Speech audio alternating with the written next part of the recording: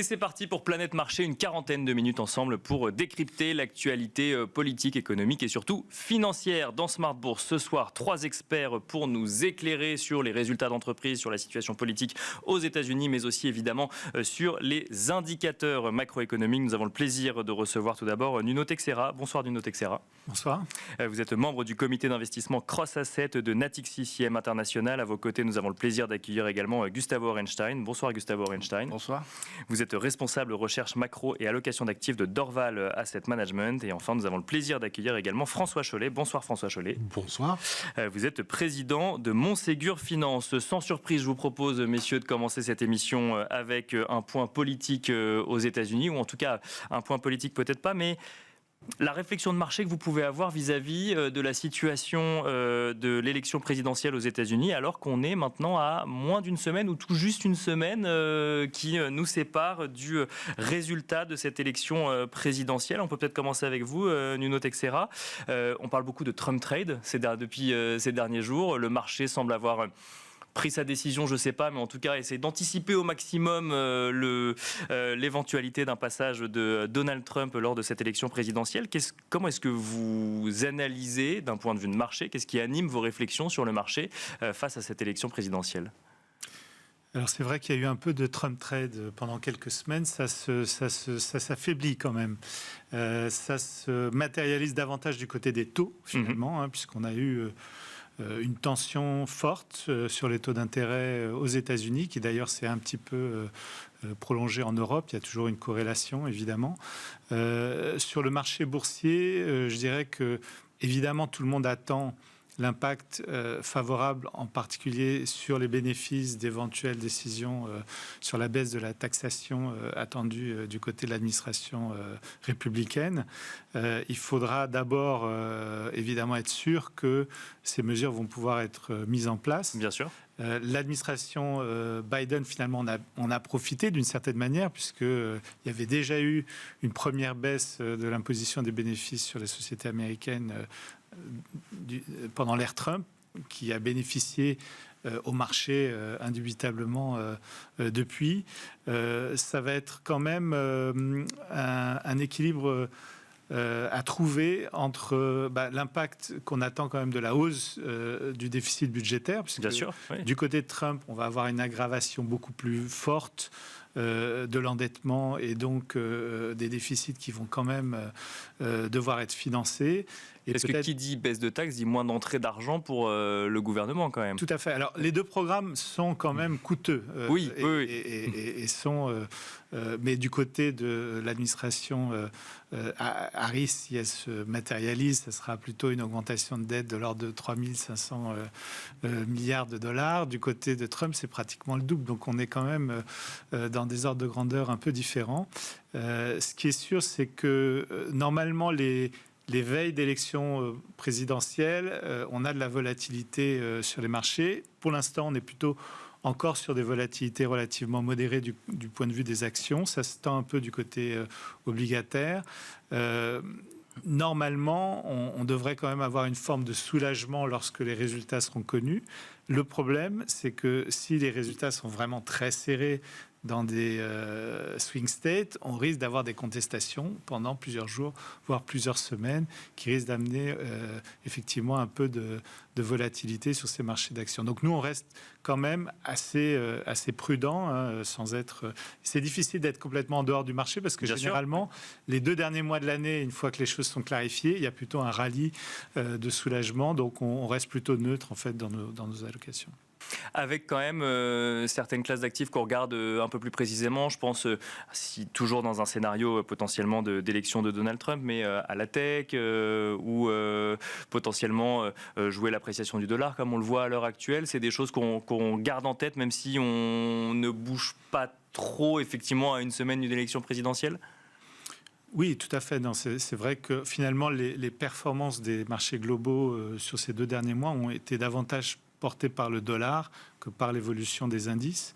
Donc le dollar, il devrait quand même bénéficier du maintien d'un différentiel de taux favorable aux actifs américains. En plus, en période d'incertitude géopolitique, on voit bien que les valeurs refuges comme l'or, le dollar sont tirent plutôt leur épingle du jeu. Maintenant, le dollar est quand même relativement cher, donc on verra par la suite. Mais pour l'instant, c'est vrai que les évolutions récentes, et notamment la résilience de l'économie américaine, plaident plutôt pour, alors certes, une normalisation de la politique de la Fed. On aura sûrement les 2 baisses de taux d'ici à la fin de l'année qu'on attend. Mais après, pour 2025, ça risque d'être un petit peu plus compliqué pour espérer davantage de mesures de soutien monétaire. Gustavo Orenstein, comment est-ce que vous les regardez, ces marchés, effectivement, à une semaine de l'élection présidentielle? On l'a beaucoup commenté, on l'a beaucoup suivi. Est-ce qu'il reste encore quelque chose à dire à une semaine de cette élection présidentielle, ou là, on attend tout simplement de voir effectivement comment ça va évoluer, s'il y a un candidat ou l'autre qui est élu franchement, s'il y a effectivement des contestations, si tout simplement il y a un candidat qui a pas forcément les coups des franches aussi pour mettre son programme en marche? On est dans quel état d'esprit? Beaucoup de choses, je partage la plupart des conclusions. Je pense que beaucoup de choses ont été dites et je ne vois pas très bien ce que je peux rajouter, à part deux idées simples, je pense, sur cette question-là.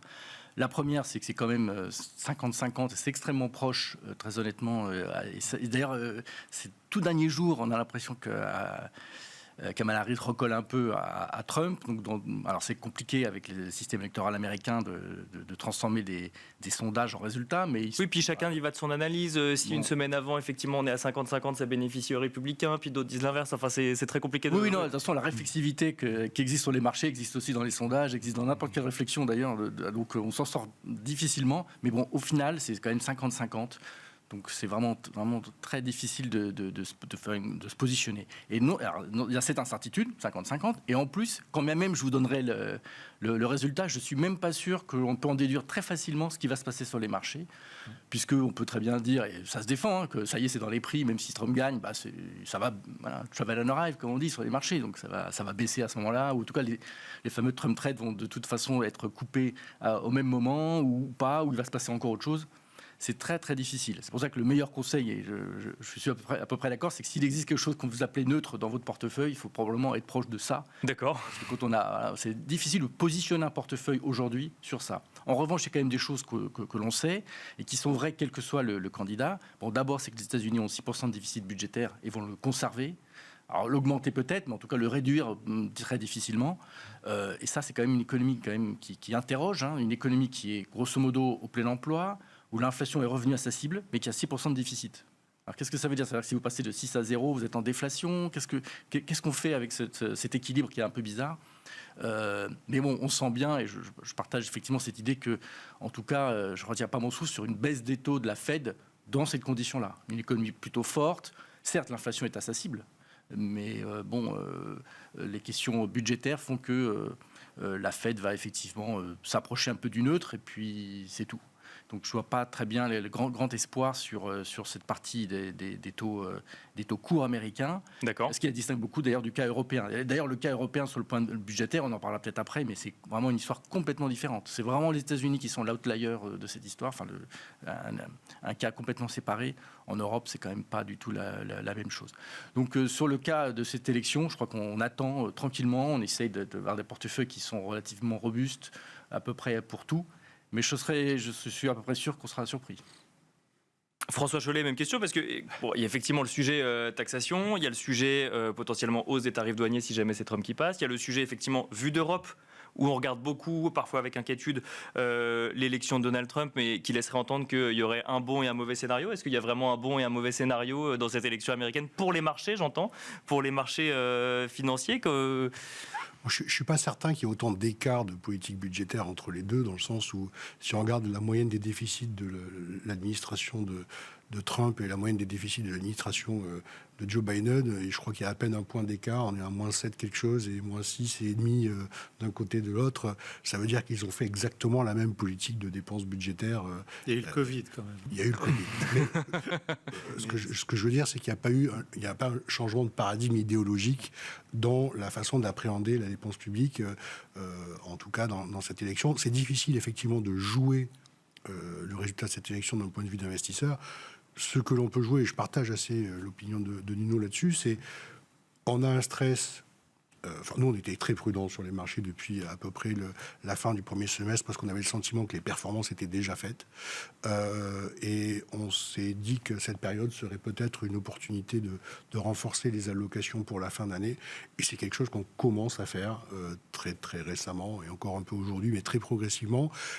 On prend le risque d'un peu de volatilité à l'approche de ces élections, tout simplement parce que il est à peu près pour nous raisonnable d'imaginer que ce qu'on constate en termes de volatilité et de taux est plutôt de nature contextuelle par rapport à ce stress momentané, par rapport au stress des publications de résultats. Les résultats sont très exigeants puisque on est tellement habitué aux États-Unis d'avoir des anticipations inférieures aux résultats parce qu'on a été nourri par ça. Le consensus des analystes est en permanence nourri de manière un peu prudente pour essayer de faire mieux à chaque fois. Mais il ne faut pas se tromper, la concentration des profits qu'on a, qui correspond d'ailleurs à la concentration des résultats et des contributions de performance aux grands indices américains, elle est toujours valable. Microsoft corrige un peu, mais c'est vraiment un épiphénomène par rapport au parcours boursier du titre. On a eu une très belle publication d'Alphabet il y a maintenant 2 jours. Apple ne devrait pas trop décevoir. Et il ne faut pas oublier qu'Apple est sur son plus haut historique. Donc on a des titres qui sont effectivement très exigeants en termes de publication parce que les valos sont très élevés aux États-Unis. Et on a un 3e trimestre qui, souvent, et un des trimestres de publication de résultats les plus volatiles, parce que c'est un peu la période molle de l'année où on s'ajuste pour viser les résultats de fin d'année. Et donc, je ne suis pas certain que ce soit très pertinent de jauger la volatilité actuelle qu'on a sur les marchés actions uniquement à l'aune des publications et de cette élection américaine. Et je suis du coup plutôt positif et constructif sur la fin d'année, à la fois sur des marchés américains qui sont quand même sur une économie bien plus robuste que ce qu'on pouvait imaginer en début d'année. On avait tous en tête qu'il y aurait un ralentissement. Il a été très modéré, ce ralentissement. On a encore un bel embarqué de croissance, y compris pour le début de 2025. Et puis, côté valorisation, des valorisations qui sont certes tendues, mais avec des profits qui n'ont pas déçu. Alors, Nvidia est un dossier un peu à part, mais c'est 80% de croissance, donc de chiffre d'affaires et de marge. Oui, bien sûr. On peut pas jauger des grandes données comme ça, simplement en disant c'est juste cher dans l'absolu. Oui, c'est très très cher, c'est même hors de prix, c'est même une bulle. Après, la réalité, c'est que les profits sont bien là. C'est une vraie constatation. Donc, je suis moins prudent que ce que les indices de volatilité pourraient nous laisser craindre actuellement.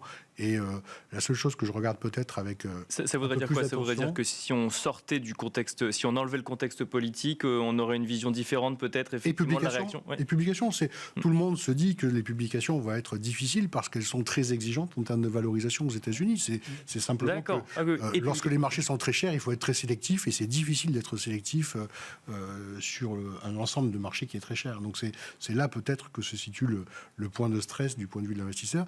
Et en tout cas, nous, on considère que cette volatilité est une bonne occasion de préparer les portefeuilles à une fin d'année plutôt constructive et un début d'année, là aussi, sans doute assez constructif. Voilà. Donc plutôt une note optimiste, si je comprends bien, sur ces marchés américains. Le maximum d'efforts parmi vous pour essayer d'être constructif pour cette fin d'année. Voilà. Après, nous, les grands paris d'allocation que nous avions étaient assez fort sur les États-Unis, un peu plus faible en Europe, et ça nous a plutôt servi. On avait quelques paris que j'avais défendus ici, qui étaient un petit peu, en début d'année en tout cas, contrariants. Je pense à des paris sur les small caps européennes. Je pense à un pari sur l'immobilier coté. D'accord. Je pense à un 3e pari sur un rebond et un réveil de la Chine. Fin du premier trimestre, c'était un peu audacieux. Ça l'est peut-être un peu moins aujourd'hui parce qu'on voit bien que les points bas ont été marqués et que la politique économique chinoise est de nature à vouloir vraiment pousser les investisseurs à revenir sur cette zone malgré le contexte économique. On va en parler de la Chine. Les valos sont très basses. Mais voilà, c'était une construction de portefeuille qui nous a plutôt pas mal servi cette année dans nos allocations. Et le point peut-être de vigilance le plus aigu pour moi, c'est effectivement cette remontée des taux que je trouve rapide et violente. C'est à regarder parce que si ça s'arrête à ces niveaux-là, on sera capable de le digérer à peu près sur les valorisations actuelles. En revanche, si ce mouvement se poursuit, le niveau de multiples qu'on a aux États-Unis et même peut-être en Europe sur les valeurs de croissance, ça va être difficile de tenir. Nuno Teixeira, une question quand même en lien avec l'actualité du jour. Effectivement, on a découvert ce chiffre de l'inflation aux États-Unis, en Europe aussi, mais là on parle des États-Unis. Alors, il fut un temps où les marchés ne regardaient que ce chiffre et adapter leur stratégie en fonction. On a l'impression que c'est presque l'actualité s'il y en avait 3 grandes aujourd'hui, élection américaine, saison des résultats et inflation, finalement, ce serait la 3e. Oui, mais si on regarde ça sur plus longue période, je me demande si finalement ce qui a provoqué quand même les tensions sur les taux, c'est pas plus la fermeté du cycle américain. D'accord. On a eu une série de statistiques qui allaient dans ce sens. Plutôt que les élections. Et encore une fois, le marché des actions, il a évolué à la hausse, à la baisse, un peu en fonction des résultats certainement, notamment récemment. Mais les taux, eux, la direction a surpris quand même, parce que certes, on était peut-être allé un peu loin vers la baisse, dans l'autre sens, mi-septembre, mais quand même près de 70 points de base aux États-Unis. On n'a pas parlé, mais le Royaume-Uni, c'est à peu près 75 points de base. Il y a aussi des tensions là. En Europe, c'est un peu moins, mais ça veut dire que tout le monde découvre que finalement, le cycle économique américain est beaucoup plus robuste que prévu, et donc des attentes d'assouplissement monétaire peut-être un peu moins importantes, notamment pour l'année prochaine. Donc ça, c'est quand même à surveiller, parce que, on l'a rappelé, les valorisations sont très exigeantes. Si on avait des taux réels négatifs comme il y a quelques années, on pourrait soutenir ce type de valorisation. Maintenant, si on commence à avoir des taux réels qui restent à des niveaux élevés, alors même que l'inflation finalement est moins un sujet, là ça risque d'être un petit peu problématique. Donc à surveiller. Une baisse de 25 points de base lors de la prochaine réunion de politique monétaire de la Fed, c'est un scénario qui est déjà envisagé, certes. Est-ce que c'est envisageable selon vous ?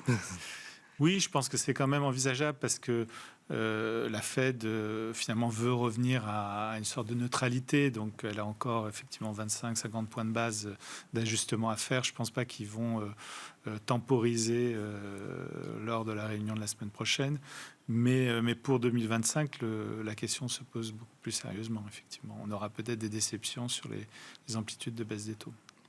Tout nous ramène à la neutralité, si je comprends bien, que ce soit côté Fed ou côté effectivement portefeuille, dans un contexte comme celui-là. Gustavo Orenstein, alors effectivement, on peut peut-être élargir, on va peut-être pas commenter le chiffre d'inflation, effectivement, tous, mais cette économie américaine se porte bien, ces entreprises américaines se portent bien, en tout cas pour celles qu'on suit et que vous avez mentionnées, qui sont quand même des grands noms de la cote. Est-ce que ça témoigne effectivement d'une économie américaine qui aurait derrière elle un scénario récessif, quel que soit le scénario politique, et qui continuerait à progresser comme ça en 2025 par exemple?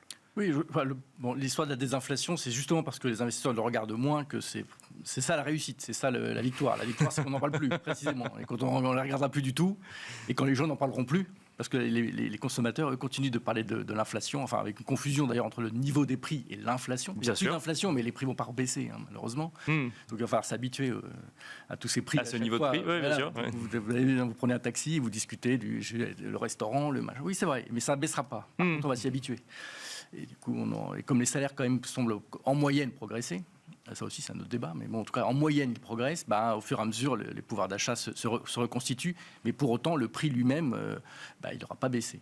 Mais on va s'y habituer, mais ça prend un peu de temps. Mais en tout cas la question de l'inflation, c'est bien la question majeure en un sens, c'est-à-dire que c'est bien parce qu'il y a eu cette désinflation sans coût apparent pour l'économie qu'on est dans la situation d'équilibre qu'on a aujourd'hui. Je dis une situation d'équilibre parce qu'on a une croissance qui est effectivement robuste, notamment aux États-Unis, mais on sait que si elle devait ralentir, eh bien, la Fed, derrière, baisse ses taux très rapidement.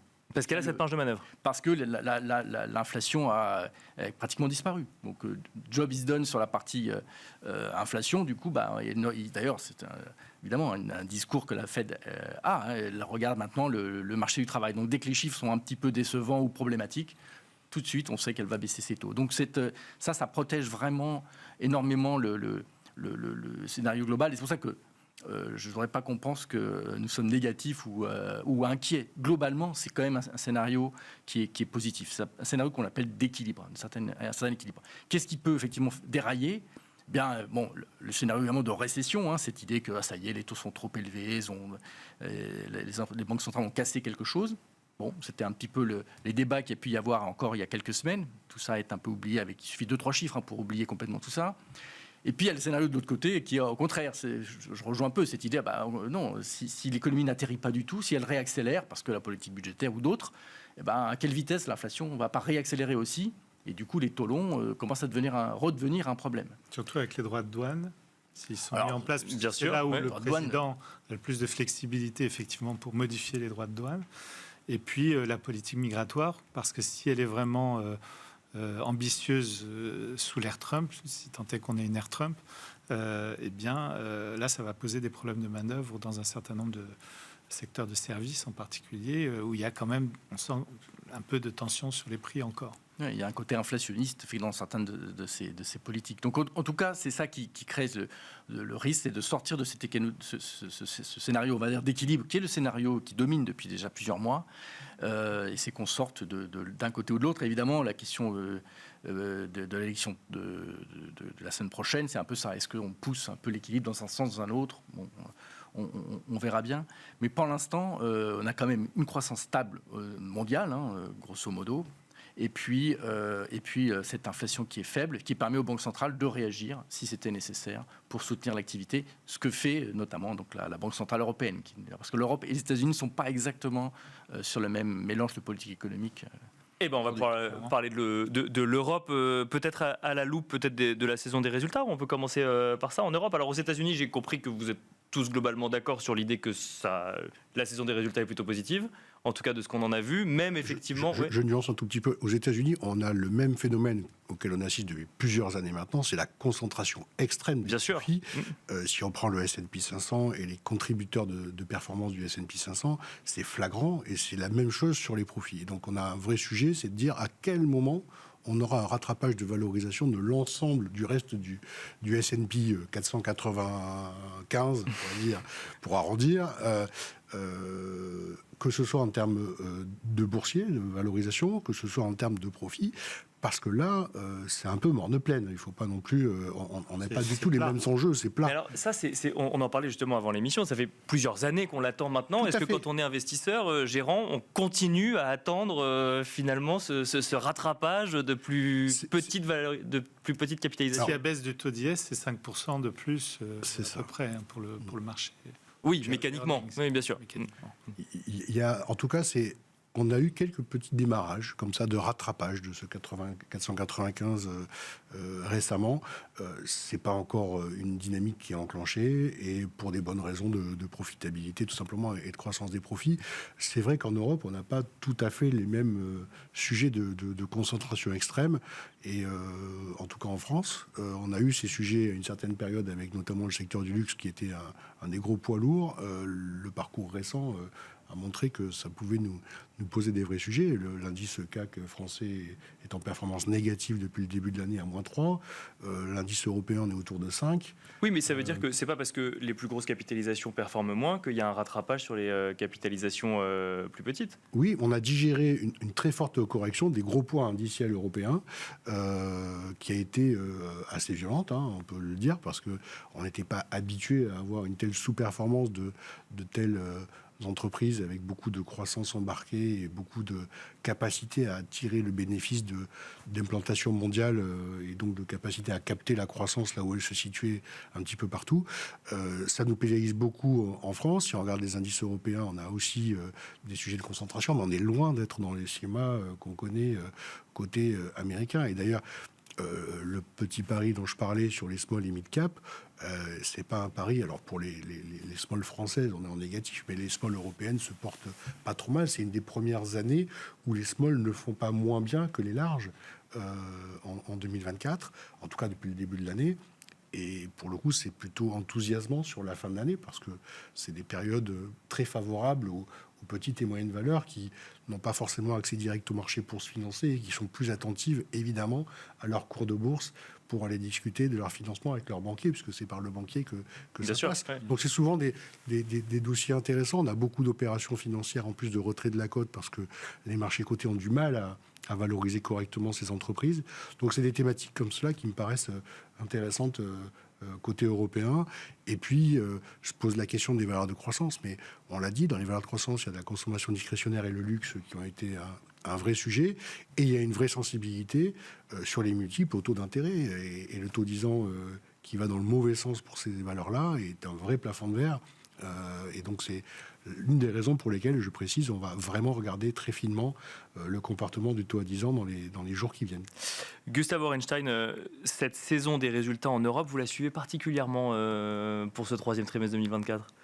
Oui, on l'a su en général, oui, on l'a su toujours. Hein, oui, bien sûr, oui, mais elle vous intéresse particulièrement en ce moment. C'est intéressant, non mais je vais rebondir parce que ce qui a été dit, c'est important, et c'est effectivement, la surprise, hein, quelque part cette année, c'est que les champions, en Europe, déçoivent, ont des difficultés. Chacun, évidemment, a ses problèmes spécifiques, même s'il y a l'ensemble des champions automobiles, si on peut dire que c'est encore des champions en Europe, enfin bon, ces entreprises importantes souffrent toutes collectivement des problèmes qu'on connaît. Le luxe, pareil. Alors, d'ailleurs, c'est des discussions qu'on a avec nos analystes ou avec d'autres gérants. Est-ce que c'est une histoire de la chinoise ou pas j'ai l'impression que pas vraiment. Il y a un problème de de-rating, il y a tout un tas de choses qui sont spécifiques à ce qui se passe dans le luxe. Et puis bon, on a évidemment le champion de toute catégorie ASML qui a ses propres histoires, qui à la limite, on ne peut pas en déduire grand-chose. Mais le point intéressant, je trouve, c'est que de toutes ces histoires-là, on ne peut rien déduire de la croissance européenne. Ça n'a aucun rapport. Chacune a des problèmes à son de style particulier, mais sans rapport avec la croissance européenne. Ça n'est pas un message sur ce qui se passe en Europe, c'est un message sur ce qui se passe sur ces champions. Parce qu'en fait, beaucoup d'entreprises qui sont beaucoup plus liées à ce qui se passe en Europe s'en sortent finalement mieux. Et puis bon, l'exemple évidemment qui vient en tête, c'est les banques qui vont mieux, alors pour tout un tas de raisons aussi. Mais c'est quand même assez étonnant que parmi les meilleurs performeurs, sur les 3 meilleurs performeurs, je crois, depuis le début de l'année sur l'Eurostoxx 50, il y a 2 banques sur les 3. Donc c'est quand même intéressant. Et ça montre qu'il y a aussi cet équilibre, quand les grands champions ont des difficultés, mais il y a quand même d'autres relais. Oui, bien sûr. Et cette histoire des banques, c'est quand même très important parce que les banques ont plombé les indices européens pendant 10 ans. Pendant 10 ans, ça a été plombé par les banques. Si les banques ne sont au moins plus un problème, alors là, c'est la surperformance qu'on observe depuis quelques trimestres. Je ne sais pas si on peut la prolonger à l'infini, évidemment non, mais en tout cas, ça n'est plus le problème que c'était. Ça fait quand même des indices un peu moins justement concentrés dans le cas européen. Dans le cas américain, c'est vrai que la concentration est énorme. Bon, c'est déjà effectivement dit et aucune idée évidemment de savoir.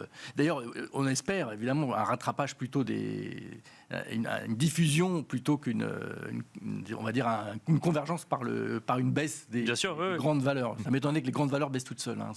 Généralement, c'est pas ce qui se passe.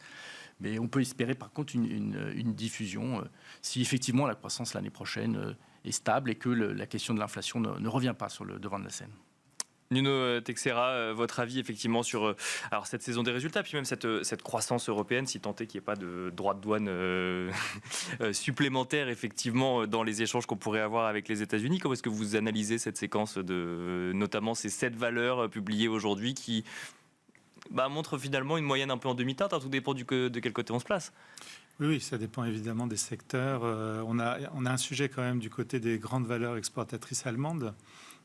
Notamment celles qui sont très dépendantes de la Chine. On voit bien que la Chine a quand même une certaine tendance à la fois à élargir ses compétences et puis à se dire que finalement l'Europe c'est la priorité puisque les États-Unis vont devenir quand même plus protectionnistes, quelle que soit plus compliqué l'administration à partir des prochaines semaines. Et donc, elles poussent leur feu en Europe, notamment dans le secteur automobile. Donc ça, c'est compliqué. Après, pour d'autres secteurs, je ne suis pas sûr que la menace des droits de douane américains soit si élevée que ça. Et devrait permettre quand même. On attend quand même des résultats en Europe assez corrects l'année prochaine. Alors c'est vrai qu'il y a toujours un peu d'optimisme avant le début de l'exercice, mais je dirais que les perspectives sont pas unanimement mauvaises. Et c'est vrai que le secteur financier est maintenant plutôt un soutien qu'un frein à l'évolution globale. On voit quand même au sein d'un même secteur des entreprises avoir des réactions boursières assez différentes. Alors on peut parler de Hermès et Kering, aujourd'hui de BNP Paribas et Société Générale. Il y en a d'autres, effectivement. Est-ce que l'approche sectorielle aujourd'hui, quand on fait de la gestion active, quand on analyse les marchés, n'est finalement pas forcément pas la bonne loupe pour regarder cette saison des résultats, par exemple ? Oui, non, c'est clair. Alors après, on peut avoir quand même quelques calls macro. On parlait du secteur immobilier. Récemment, c'est peut-être un peu plus compliqué avec la remontée des taux, encore que. Oui, on perd 3-4% sur la dernière semaine, mais on a pris 40% en 6 mois. Exactement. Donc là, on peut faire un call macro quand même sur une tendance un peu longue de baisse des taux d'intérêt. Donc je pense que ça peut se faire encore. Après, le secteur de l'énergie, on sait bien que l'évolution des cours du pétrole a été compliquée. Il y a encore probablement, je dirais, une tendance, surtout si Trump est élu. Alors là, pour le coup, il va relancer encore davantage les forages et donc plutôt pousser les feux sur la production de pétrole aux États-Unis. Et si la Chine ne redémarre pas en termes de demande, on aura quand même une pression plutôt baissière sur les cours du pétrole. Donc ça va être difficile de jouer ce secteur, il me semble, du point de vue macro.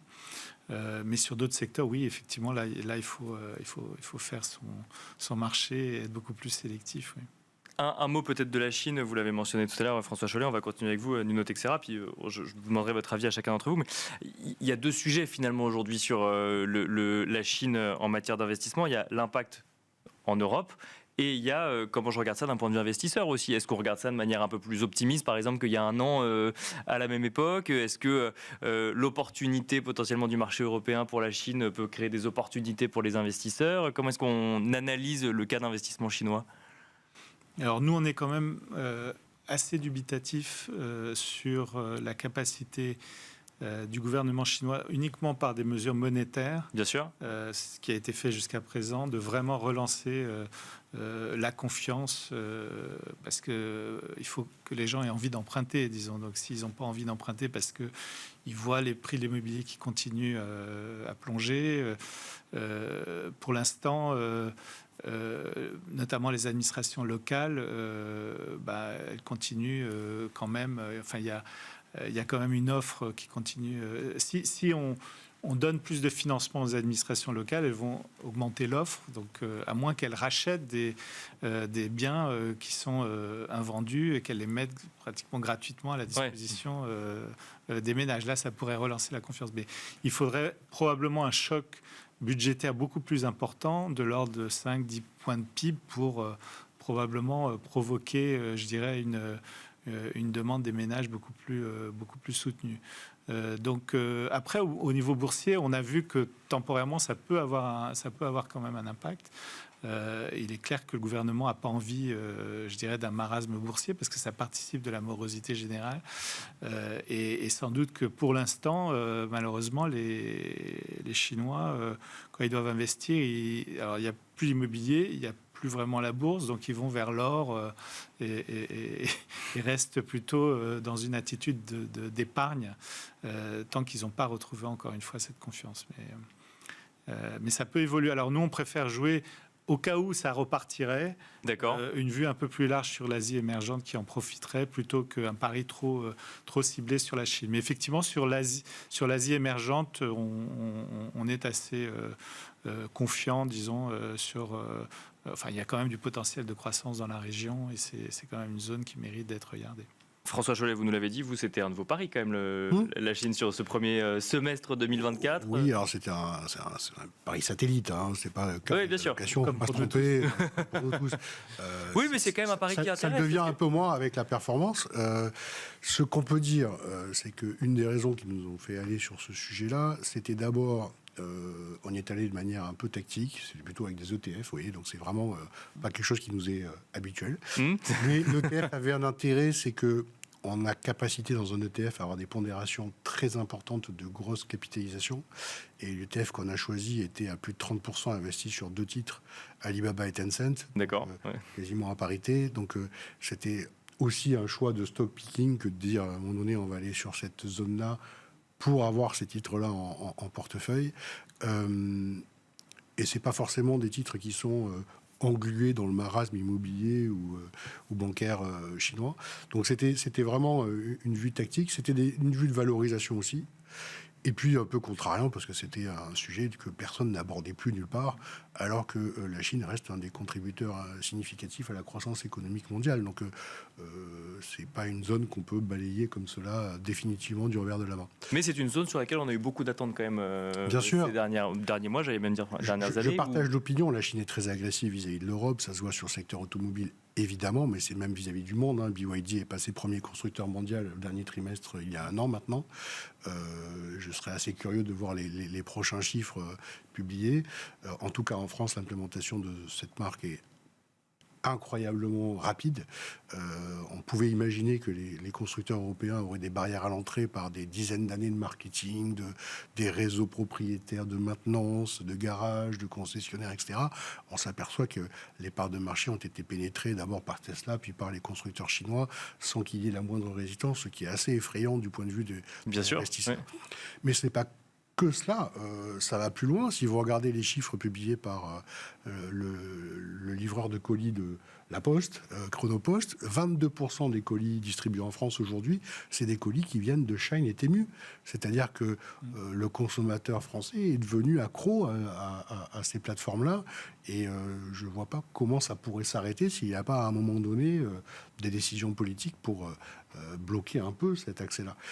Et donc, ce mouvement, il me paraît être inquiétant sur le bas de gamme cheap, sur le haut de gamme, y compris automobile, mais aussi sur plein de sujets technologiques. L'innovation chinoise est incroyablement dynamique, à mon avis. En tout cas, malgré toutes les mesures, on a vu le contraste saisissant qu'il y avait d'un côté entre Apple qui sort son iPhone 16 et Huawei qui, malgré tous les embargos, sort un téléphone qui se plie en 3 et qui vaut 2 fois le prix d'un iPhone et qui est vendu par palette en Chine auprès des consommateurs. Donc, ce que je veux dire, c'est que l'appréhension qu'on en a côté européen, la Chine, on la voyait comme un centre de fournisseurs de produits à importer à bas coût. Mais je pense que c'est devenu bien plus dangereux que ça pour nous et que ça s'implémente dans plein de secteurs à une vitesse qu'on ne pouvait pas imaginer il y a encore 2 ans. Gustave Orenstein, est-ce qu'on regarde maintenant l'économie européenne en se demandant effectivement à quelle sauce on va être mangé quelque part face à ce que nous a décrit François Chollet?